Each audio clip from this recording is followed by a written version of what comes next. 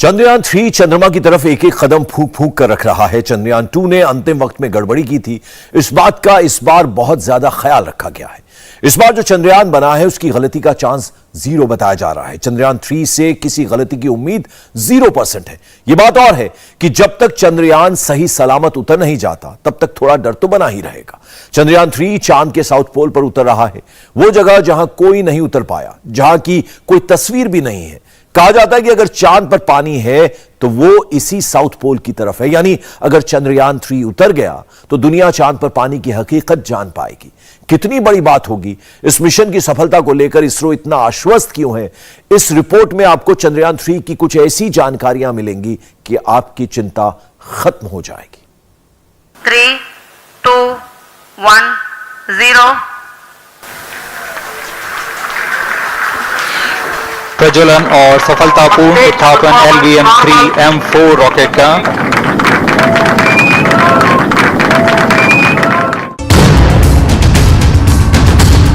चौदह जुलाई को शुरू हुई चंद्रयान 3 की यात्रा खत्म होने में अब बस 48 घंटे से भी कम का वक्त बचा है। जहां रूस का स्पेसक्राफ्ट नहीं पहुंच पाया, भारत का चंद्रयान कैसे पहुंचेगा? यहां तक तो चंद्रयान 2 भी पहुंच गया था। क्या चंद्रयान 3 की सॉफ्ट लैंडिंग होगी? चंद्रयान 2 में ऐसी क्या गलती हुई थी जो चंद्रयान 3 में नहीं होगी? अगर सब कुछ फेल हो गया तब भी चंद्रयान के लैंडिंग की गारंटी क्यों है? चंद्रमा की सतह पर 8 से 10 किलोमीटर के गड्ढों से कैसे बचेगा चंद्रयान 3? सब सवालों के जवाब मिलेंगे, लेकिन उससे पहले गुड न्यूज यह है कि चंद्रयान 3 बिल्कुल सही काम कर रहा है। यह तस्वीरें चंद्रयान 3 ने आज ही भेजी हैं। चांद की सतह की बिल्कुल ताजा तस्वीरें हैं। इसरो ने बताया है कि यह तस्वीरें 19 तारीख को खींची गई थी। खास बात यह है कि यह चांद का वो हिस्सा है जो पृथ्वी से हमें नहीं दिखता। चांद की सतह पर कितने बड़े बड़े गड्ढे हैं, यह इन तस्वीरों में दिख रहा है। जिस कैमरे की मदद से ये तस्वीरें खींची गई हैं, वो चंद्रयान 3 के लैंडर विक्रम का कैमरा है, जिसका नाम है lander hazard detection and avoidance camera, यानी LHDAC। ये कैमरा इसलिए महत्वपूर्ण है क्योंकि इसी की मदद से चंद्रयान 3 चांद पर लैंड होगा। इसी कैमरे की मदद से चंद्रयान 3 अपने उतरने की जगह खोजेगा।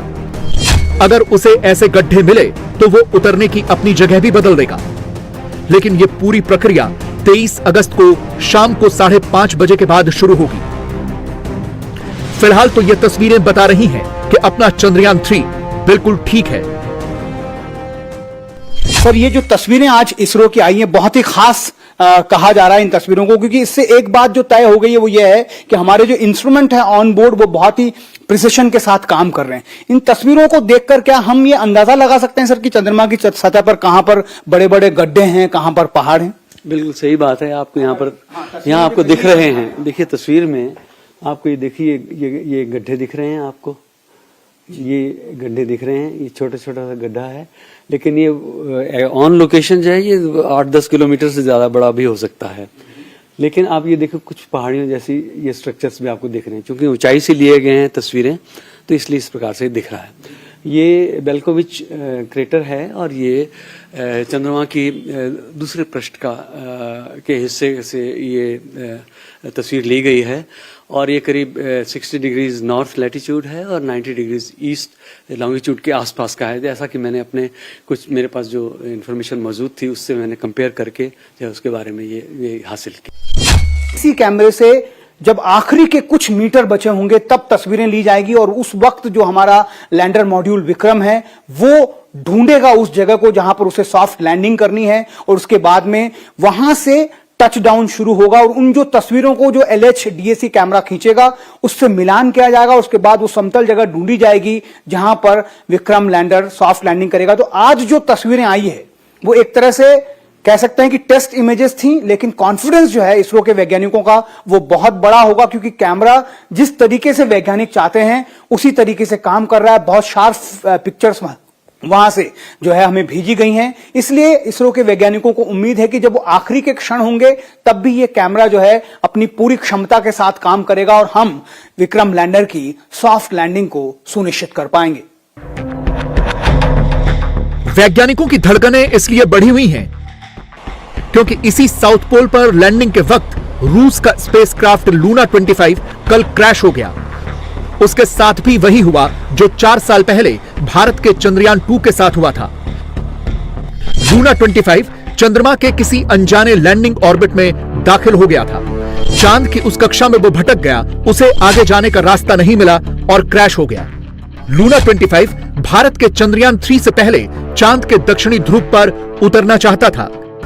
इसी जल्दबाजी में उसने अपना ऑर्बिट बदला और गलत ऑर्बिट में चला गया, जिसके बाद उसका रूसी स्पेस एजेंसी रॉसकॉस्मोस से कोई संपर्क नहीं हो पाया और आखिर में खबर आई कि वो चांद की सतह पर क्रैश हो गया है। पिछली बार यानी 2019 में चंद्रयान 2 के वक्त यहीं पर गड़बड़ हुई थी।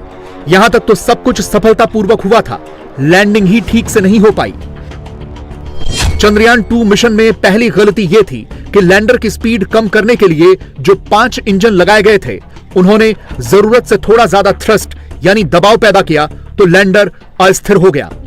इस बार चंद्रयान 3 में लैंडर विक्रम में 4 इंजन लगाए गए हैं, यानी 1 इंजन कम किया गया है ताकि स्थिर लैंडिंग हो सके।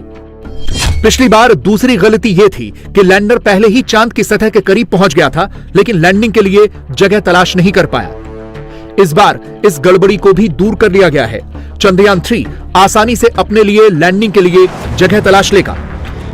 पिछली बार यह समस्या हुई थी कि चंद्रयान 2 को लैंडिंग के लिए सिर्फ 500 गुना 500 मीटर के क्षेत्रफल का एक स्पॉट दिया गया था। वो यहीं तक सीमित था और उसे खोजने के सिलसिले में ही स्पेसक्राफ्ट ने रफ्तार बढ़ाई और क्रैश हो गया। इस बार चंद्रयान 3 को लैंडिंग के लिए बड़ी जगह दी गई है, यानी 4.3 किलोमीटर गुना 2.5 किलोमीटर के बड़े इलाके में वो कहीं भी उतर सकता है। इसी वजह से पिछली बार ट्रैजेक्टरी से जुड़ी गड़बड़ी हो गई थी, क्योंकि ज्यादा थ्रस्ट की वजह से ऐसे हालात बने कि कंट्रोल नहीं हो पाए और स्पेसक्राफ्ट तेजी से मुड़ने लगा और क्रैश हो गया। लेकिन इस बार लैंडर के पास उतरने के लिए ज्यादा बड़ी जगह होगी और उसे कंट्रोल किया जा सकता है। इसके अलावा ईंधन की क्षमता भी बढ़ाई गई है, ताकि अगर लैंडर को लैंडिंग स्पॉट ढूंढने में मुश्किल हो तो वो किसी वैकल्पिक लैंडिंग साइट तक पहुंच जाए और इसमें ईंधन की कमी आड़े ना आए। इस बार जो है एरर के लिए जो है वो गुंजाइश बहुत कम हो, इस तरीके से तैयारी की गई है। लैंडर इस बार ज्यादा वजनी है, करीब पिछले वाले के मुकाबले 250 किलोग्राम ज्यादा है इसका वजन।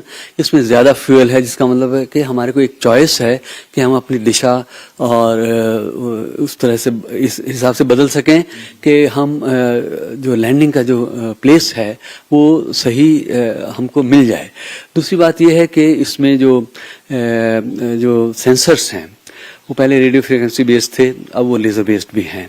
इस बार रिडंडेंसी फैक्टर यानी कि plan A, plan B, plan C कुछ खामियां अगर आती हैं तो उसके लिए हम तैयार हैं।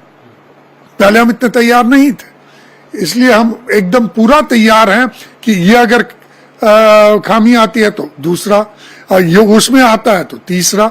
ऐसे मैंने तो ये भी सुना है कि अगर उसकी एक टांग भी टूट जाती है लैंडर की, फिर भी वो लैंड करेगा ठीक तरह। तो यानी कि इस तरह की तैयारी है कि कोई मतलब फेलियर का चांस ही नहीं है।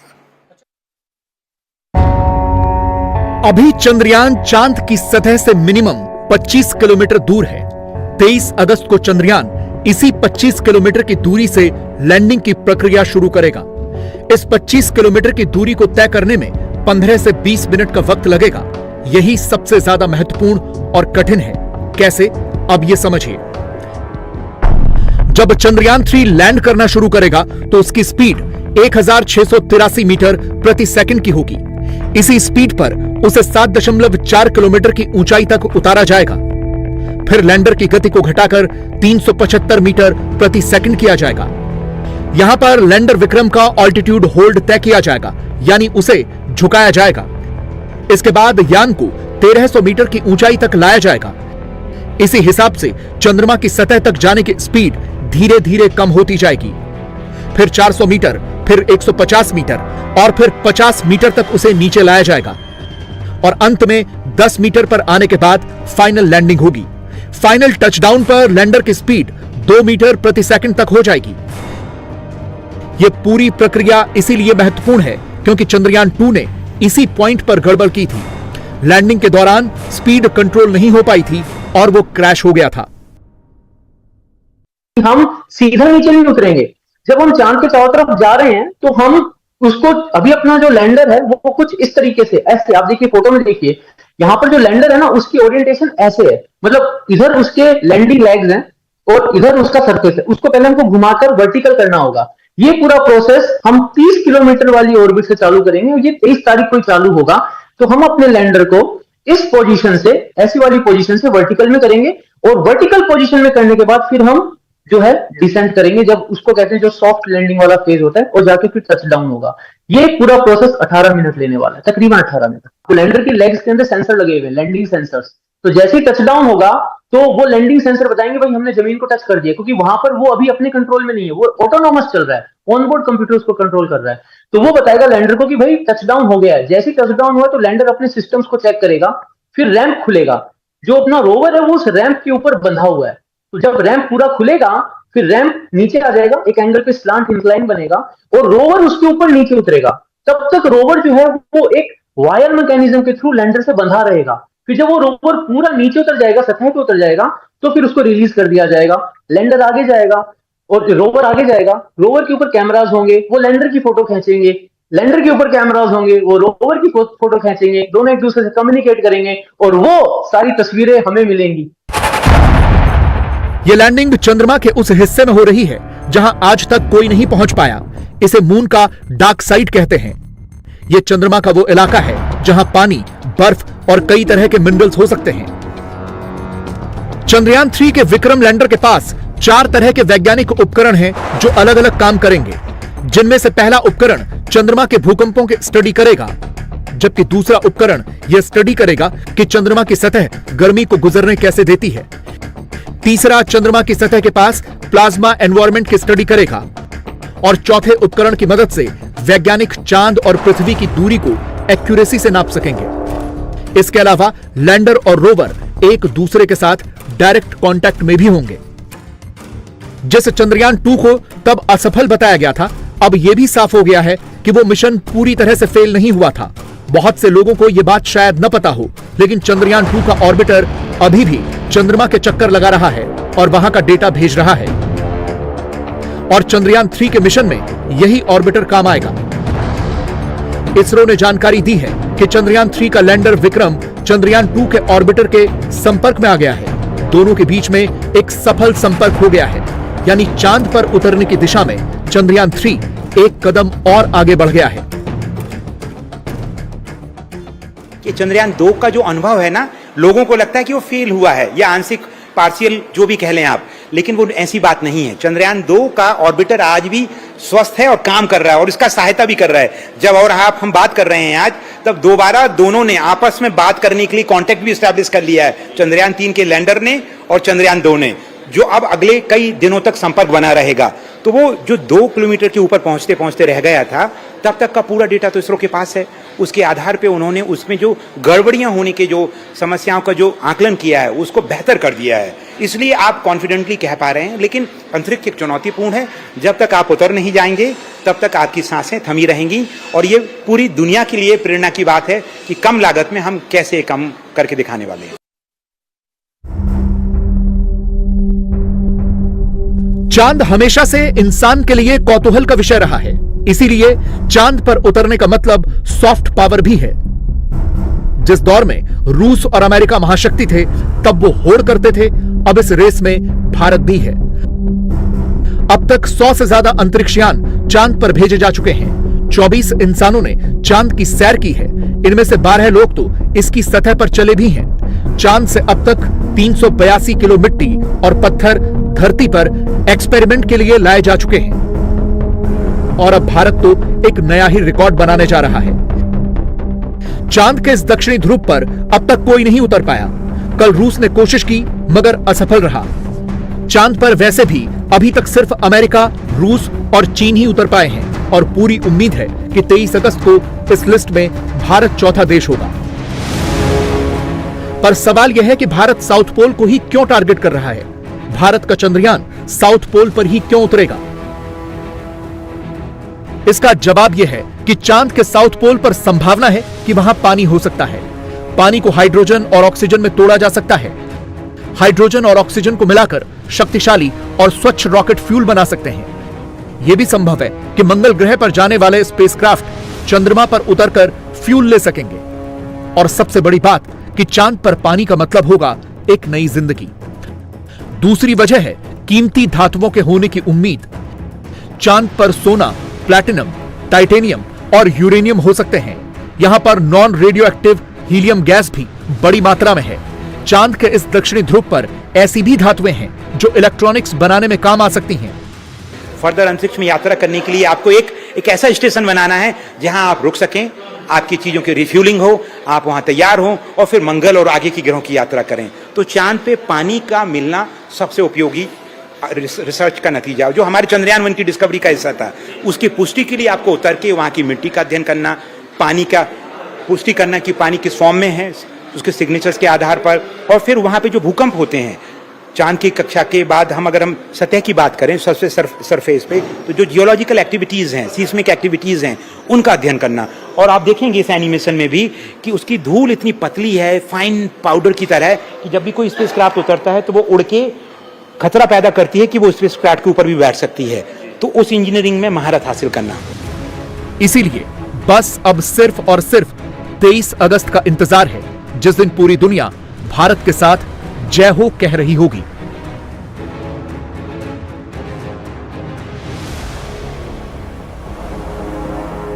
इंडिया टीवी हर वक्त हर जगह डाउनलोड करने के लिए सर्च करें India TV news Google play store या ऐप स्टोर पर।